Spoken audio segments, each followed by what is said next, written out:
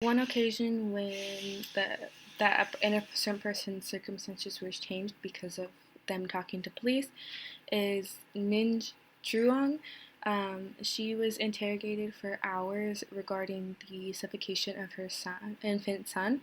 After hours of interrogation, the police promised her that if she did confess, that it would stay in the juvenile system because she was only 16. However, when she did confess, even though she didn't do it, she was tried as an adult. The person that this happened to was Leonard Fraser for the murder of 14-year-old Natasha Ryan.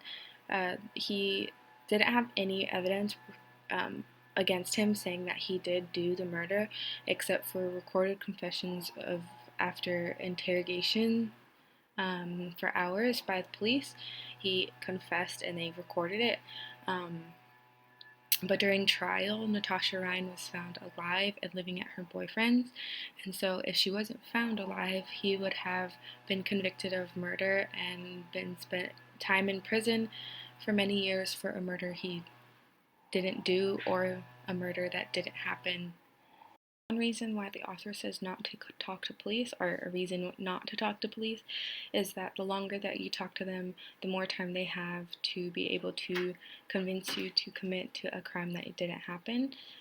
Another reason that he says to not talk to police is that they lie about a lot of things, so they might keep the evidence that they have, or keep the events of the actual crime, or keep their suspects to themselves so that you don't know.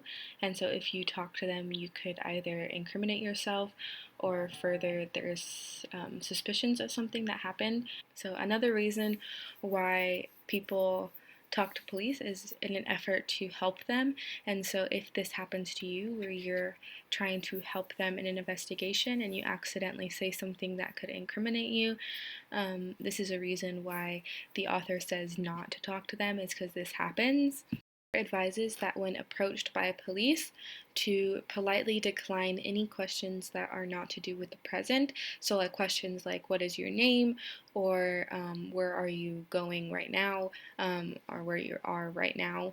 Those are all like present questions, but the author says once it gets into the past, like where were you an hour ago, or who were you with,